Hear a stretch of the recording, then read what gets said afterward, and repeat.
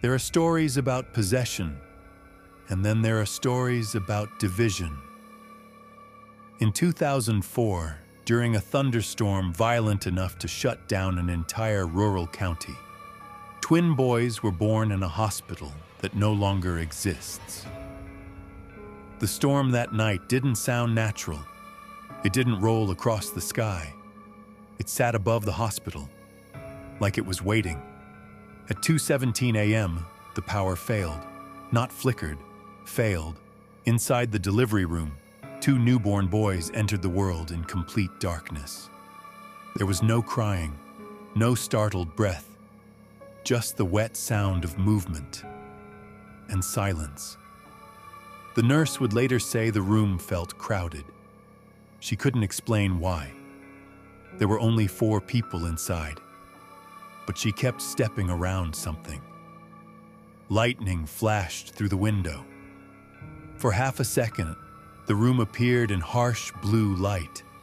The babies were lying still, eyes open, not blinking, not searching, just staring. One toward the door, the other toward the far corner. Another flash.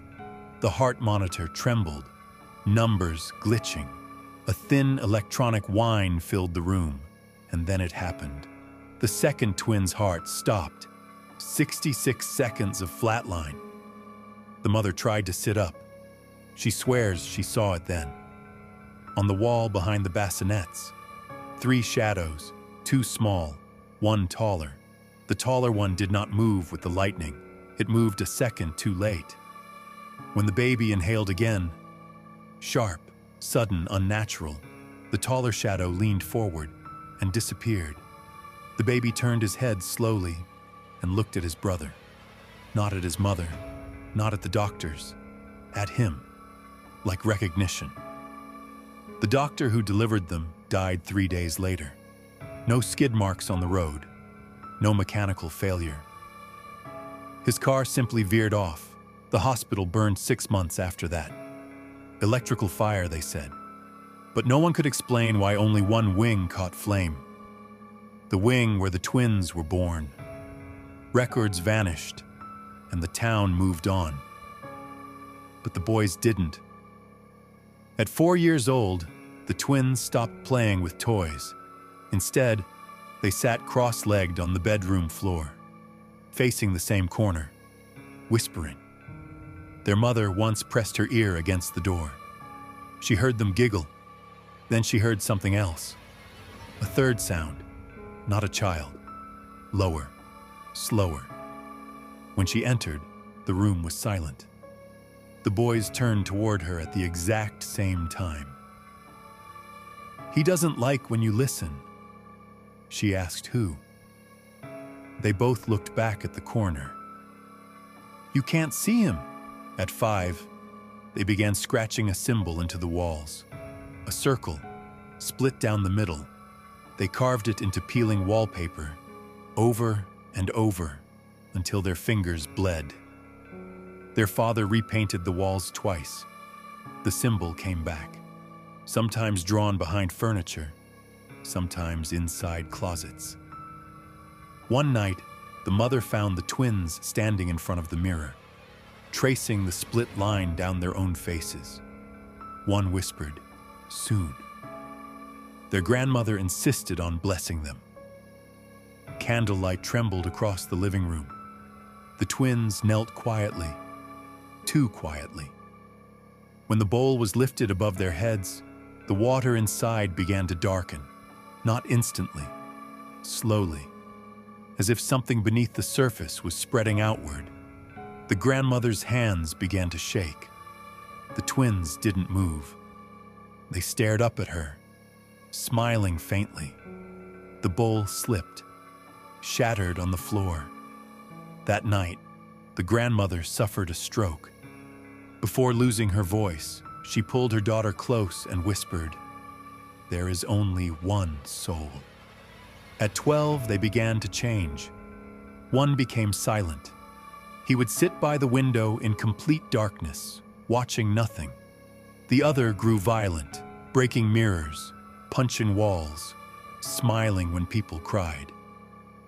But something was wrong. When the violent twin cut his palm with broken glass, the other twin screamed.